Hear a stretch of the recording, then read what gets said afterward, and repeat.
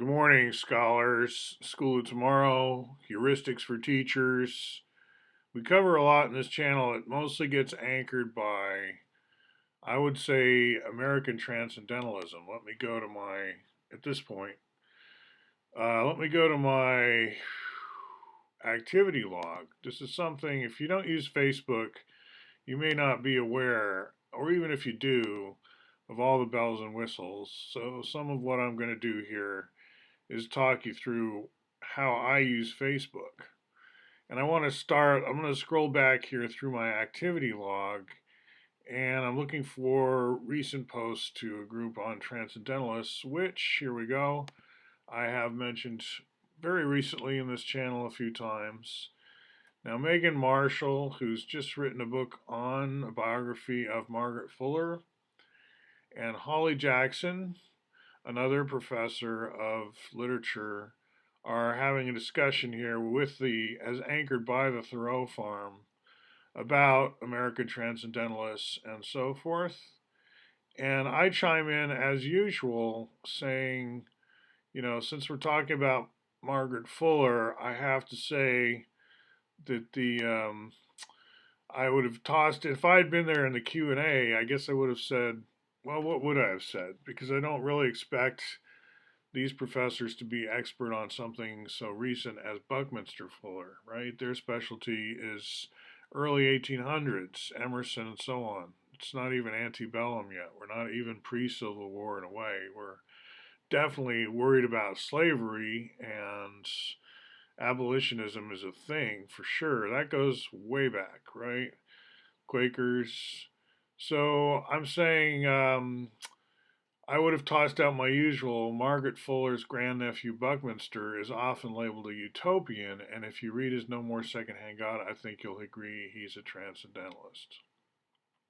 Which is not an either or thing, because as you learn from this excellent interview between these two, actually with there's more than just the two, but mostly, they talk a lot about, especially Holly here, talks a lot about alternatives to marriage, for example, and the free love movement as it was defined in the 1800s, echoes of the 1960s, early 1800s, right? And there's some continuity there. And their utopianism. I mean, as part of utopianism, whatever that means, comes reconceiving in a radical way basic institutions like the nuclear family and marriage and so on. And I point out there's continuity there in that, we've got Fuller himself, an American transcendentalist, but then his chief collaborator at Applewhite on synergetics, his daughter Ashton, was very involved in alternatives to marriage as a cause, as a concept, as something practical, pragmatic, you could say. Pragmatism, in other words, 2 adults, 3 adults, whatever. You can make whatever contracts, right? I've always suggested just go to business law if you want to have like a partnership with 3 people. It's up to you. I'm no lawyer though. Anyway, I've always been interested in this. So I say, continuing with themes in the video where they talk about alternatives to marriage, Applewhite's daughter Ashton should be mentioned. And then I gave her credit for another thing she's written about in the past, which is her role in the sick joke movement. They became a lot of funny sick jokes out there, but they weren't being sold as a commercial product, and she had some influence in making that be okay. So this whole thread, right, I don't know how easily it's going to be for you guys to mine Facebook, and it's partly why I'm taking my time, going through rather slowly. I know you can just stop the video at some point if you really want to read what's written here. So I'm taking my time to give you time to stop the video if you're that kind of like archivist, right? I'm saying one in 10,000 of you at most is probably going to want to stop the video and take screenshots or something like that. D.W. Jacobs chiming in and synopsizing Bucky in a very cool way. I say good write-up. Okay, so we're going. He's the playwright, by the way, DW.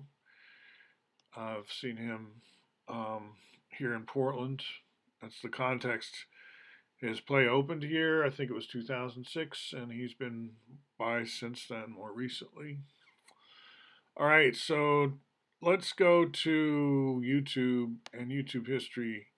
I want to show you, okay, a little bit of a detour because we're talking about kind of secret history or unknown history, and that's going to include like conspiracies, right? Things not only unknown, but that there's a cover up and so forth. I mean, that's part of the grammar of a conspiracy. And last night I watched a Tucker Carlson, big name on TV, and he started with the Lee Harvey Oswald thing, and he told us, Lee was a communist and he killed the president and so on.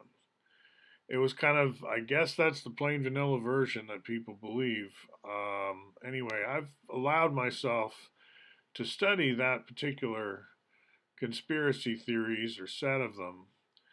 And by the way, speaking of conspiracies, I kind of mock the QAnon folks because they're always saying do your homework, and then they talk about Mockingbird some like a CIA project, and they never go any further, right? Like I can tell they're not doing the research because they don't follow up. Like, okay, Mockingbird, Applewhite, you can do a quick search on that easily and link the two. And regardless of good or bad or what you think about what, just to connect those two dots and then connect Applewhite to his later work, like his obituary. I've got that here too. Let's think, do I want to go down that rabbit hole? Well, yeah, I give his obituary in the where we just were. Let's go back. Let's finish that and link to it. So, under American Transcendentalism, Fuller's chief collaborator here. It's encyclopedia.com that links. I'm not going straight to the Washington Post version of the obituary. I'm going to this version. And here's all talk about his work with Fuller.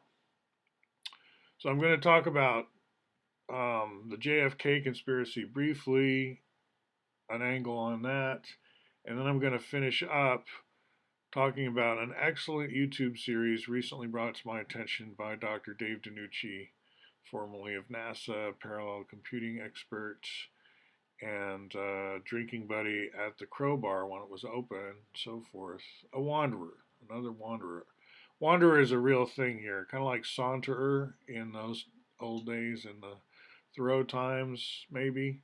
Flaneur, we talk about. Oh, and 52 Living Ideas. I want to mention being part of Shrikant's workshop, linking the work of Carl Jung and John Boyd. And I'll show you how I connect that to Bucky at the end, at the very end. So finishing with, you saw the obituary for Applewhite. Now forward to the Tucker Carlson piece. He's talking about Lee Harvey Oswald's. He's linking it to recent events in the Capitol somehow. And he's harassing AOC for talking about how she feared for her life as she heard banging on the door and voices saying, "Where is she?" And from Tucker's point of view, that's very narcissistic of her to focus on her fear. And she had no right to be afraid because only Republicans have a right to be afraid in that picture. I know, twisted. Anyway, he's good on some things. I talk about, he's not as nutty as John Bolton, at least. So, there's a lot of nuts in high places. It takes kids time to get used to that idea. It's like, how could you be in a position of authority and be a nut? It's in like contradiction in terms. Of course, it isn't, right? We know from history. Now, my angle on the Lee Harvey Oswald thing is I like listening to his ex-girlfriend. I find her story very compelling. Judith Very Baker. I was listening to her again last night. So I won't dive into all of these right now. I just wanted to say, look her up. She's a friend of mine on Facebook, but that's not saying a lot because Facebook's like that, 6 degrees and like that, right? She doesn't know me at all. I noticed, though, listening to her last night and looking at some of her materials, that she went to Manatee High School in Bradenton, Florida. And coincidentally, I went to Southeast High in Bradenton, Florida, just for a semester. That was between Rome and Manila. I was in Bradenton because my mother's side, father and mother, my grandparents, maternal grandparents, were living in a mobile home, Gulf Lakes Estates in Bradenton, Florida. So we parked the kids there, as my parents would think, and got another job, right? Dad was a freelancer. So we spent a semester in Florida while Dad found that job in the Philippines, which was with United Nations at first. We went over there with blue passports, special UN passports. I don't know if they even have those anymore. Okay, now, here's what's really cool. Let me go to YouTube. And, okay, so here's my history. You can see a mix. I'm following what's in Burma, many ties to there, and following a lot of stuff. Navalny, you can see linear algebra. It's quite a hodgepodge, but I'll never find what I'm really looking for unless I use the search feature. So, if you're new to YouTube, like I was saying, I'm showing you some things on Facebook you might not know. On YouTube, you can go to your search history and search your own history of viewing, which can be very useful. And yeah, Google's computers have all this. For it to pull that up, it has to be somewhere. And that means, algorithms can go through and try to figure stuff out based on your viewing history. Doesn't bother me that much. Doesn't bother me, but it doesn't mean you shouldn't be bothered. I'm not saying just because it doesn't bother me is like I'm ridiculing others for being bothered. I'm not. All right. Hidden History of the Geodesic Dome. Now, this is a really cool series, I want to say, and it's 5 parts. And I don't know why it says part 1, part 2, part 5, except, gosh, when it jumps off to the playlist, does it not show up here? I watched all 5 parts, I know that. Anyway, I'm glad I'm here. Let me turn off the sound, though. For example, this is the Walter Bowersfeld dome. Now, in my history of domes, let me go to Synergetics on the web real quick. For you guys, anyone new to this channel, grunch.net, which is just HTTP, it's not HTTPS. And if you start by typing in that, you might get a scary message. There's a whole underlayer of the net now that never upgraded to HTTPS that has now second class treatment. Here's Applewhites Visit Oregon. This is, by the way, Ed and his wife when they came to visit me in Oregon. That's the same Ed I was just talking about. But what I'm really looking for right now is my history of the dome in Synergetics on the web. And I just wanted to point out, just as I was becoming aware of all this stuff, I'm new to this material. I'm coming from Princeton, I'm coming from philosophy, I'm reading Synergetics, and I'm encountering the subculture of Bucky people.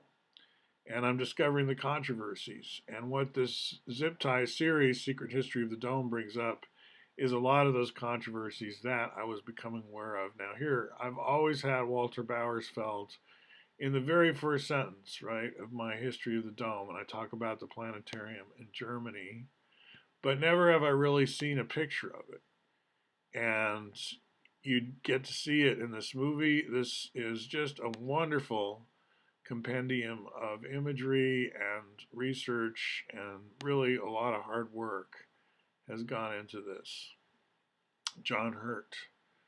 And his thesis is that Fuller probably got the dome plans kind of snuck to him by an advisor to the Black Mountain College, Walter Gropius. Is it Walter Gropius? And Fuller, there's been a systematic way of deconstructing Bucky to where everything about him is kind of inauthentic or phony. He's a popularizer of anything and all his ideas have to be popularizations because he himself, we learned, couldn't have his own original ideas really. He survived by parasite or taking over other ideas of others, not giving them credit, and promoting himself through others' ideas. Now, I'm not saying this is my thesis, that's the thesis here, and I've never seen it quite so well presented, and in the middle of all that, you learn a ton about dome stuff, because the guy who makes this knows a ton about dome stuff. He doesn't really talk about J. Baldwin, Joe Clinton, they're characters in the story. So you saw right there where that wasn't geodesic. And I would hear stories like that. Like Joe Clinton would say, well, it wasn't really a geodesic dome because of little glitches in the design. They weren't consciously, they weren't just doing hexapence, right? But that's true only of the second dome, this one, like you can tell. What I didn't know about um, the first dome, the one that they did in concrete, Bowersfeld himself, was a true high frequency. I think we said 16 frequency, um, true class 1 icosahedral dome, right? So this is just a very good series, and I encourage you to take a look. It talks about the car as well. Now, as you know from my previous videos, I ended up becoming friends with Kenneth Snelson, and this is the kind of stuff we would talk about too. And I think in Kent's mind, he was still open-minded in a way. He was very suspicious of Bucky after his experiences. However, like everyone else, a lot of proof is in the pudding. It depends on how synergetics unfolds going forward. If it's an original work, if there's something to it, you really have to judge based on who finds something of worth in it. And here was me with synergetics on the web in the early days of the web already. This would be the kind of stuff that Kenneth Snelson, I've tried to keep it as it was, right? This is very hand-coded HTML tables to keep it formatted stuff. Practically no CSS at all, I don't think. But it's how I could hand code stuff in the early days and get my work out there. As you know, these days, I'm doing a lot with Jupyter Notebooks. And I'm teaching my students to do this in Python. My Python students. In other words, I feel I have kept up to date. I continue to evolve with the web and to pay attention, but I'm keeping an audit trail beyond just archive.org. I've got, how my stuff used to be. Anyway, I'm saying about Kenneth that he was open-minded enough to want to see if I was going to kind of rehabilitate Bucky. And if so, fine, and he would be my friend, I would be his friend, and going forward, it wouldn't be so bad that their destinies were tied in terms of Fuller and Kenneth. Like the rivalry would die down if Fuller turned out not to be a phony, basically. And Fuller was aware he was getting pushed into the role of phony, and I think this is why he was doing his integrity days, as they were called. The fact that he was getting mixed up with Werner Erhard added to the perception that he would be vulnerable, perhaps, on the charge of being a phony. But then those of us who were doing the Erhard thing didn't find it to be that phony. I also talked about that. It's Walter Kaufman. So, last thing, I want you to watch that video if you're a Bucky Scholar by John Hurt. The 5-part series here. Doesn't matter if you agree. Here's his central thesis that Walter Bowersfeld got the dome plans. Well, those two never met, but that the dome idea would have been transferred from Walter Bowersfeld. There's the geodesic dome, the original one. This was on the roof of the Zeiss building. It was a planetarium. It was too popular. It had to be built again, bigger somewhere else. But this is very successful. They pioneered a new concrete technique as well. There was a patent involved. And if only Fuller sneak this into his own work, and he probably could have done that because of, and I have this issue too, or used to, because of how he treated Kenneth Snelson. These are pictures I also have at my website, some of them, right? Because I was Kenneth Snelson's first webmaster before he had anyone else see. So here's the thesis. Walter Gropius was the go-between between Walter Bowersfeld and Bucky, possibly. And he wants us to make up our own minds, but he's made up his mind, and he gives a good case. I mean, I think the story is compelling. And I say that in part 5. I left a short comment that, there's so much good pictures here that I've never seen. And I've, spent a lifetime almost looking at these kinds of materials. So I just treasure, and the narrative glues it together, whether you agree with it or not. So I say good curating, compelling narrative. I've been operating in this same space. Check my YouTube channel for more on Bucky, synergetics, etc. So if we think synergetics amounts to something, then we're less worried about Bucky's integrity. So that's still a calculation back in the 80s when Kenneth Snelson and I, let's see, I don't want to go back too far. Like, I was a St. Dominic's Academy high school teacher in Jersey City getting into this stuff. But when I actually finally got to meet Kenneth and so on, that would have been maybe already in the 90s by then. See, the chronology, I'll have to peg that down if it matters another time. Like, when did I actually first visit Kenneth in his place in Manhattan on the west, what was it, 12th Street? No. West, it was pretty far downtown, but I don't think it was, well, I don't remember, but very nice apartment, right? Kind of like a penthouse. So he's a very successful artist, and then he had a studio there in Soho. Anyway, people who know about Kenneth, he's a very charming guy. So the last thing to wrap it all up is I got to go with, well, 2 things. I got to go with Paul Levy, who I've never met, but apparently lives right here in Portland. He was having a rough time in the early 80s, around the same time I was in Jersey City. There's another Jersey City connection. What was that? Yeah, when I was with Shrikant the other night here. Like, let's go to the calendar. He did a double-hour workshop, and Carl Jung and John Boyd are the connections. John Boyd is a fighter pilot for the U.S., and he's got this thing called OODA loop. And Shrikant thinks what I'm going to do is combine OODA loop, let's see, here we go, with Carl Jung and a series of schematics, like diagrams, because Shrikant's a very diagrammatic, schematic kind of thinker, which I appreciate. I think that's, helps me. Evelyn Wood, Reading Dynamics. So I was in on this workshop. You can see there's my picture there. And this is on video somewhere. I'll show that another time. I don't want to overwhelm you guys.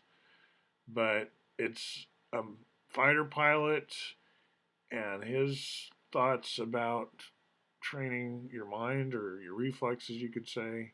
The OODA loop. And these are the notes we were told to take visual notes. And I did. And let's see, I give you a sense of the diagrams that I drew based on his diagrams. So I'm trying to get to. Why did it just disappear like that? Yeah, so here's from the video, or here's from these are my screen captures from doing the video.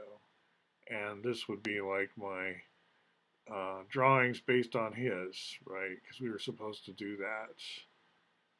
That's not what I clicked on. There's what it looked like. Yeah, so you've seen that, and like this. Okay. So this will be in my Flickr, and I'm not saying you need to study it or anything. It's like my own doodles. I just wanted to make a link between that fighter pilots, John Boyd, and in Synergetics, give you the flavor. Comprehension. Okay, this is something I wrote in '85. I'm just going to end with this first paragraph because it has the image of fighter jet or fighter airplanes. I don't know. You can go back to Snoopy age and World War I dogfights if you like.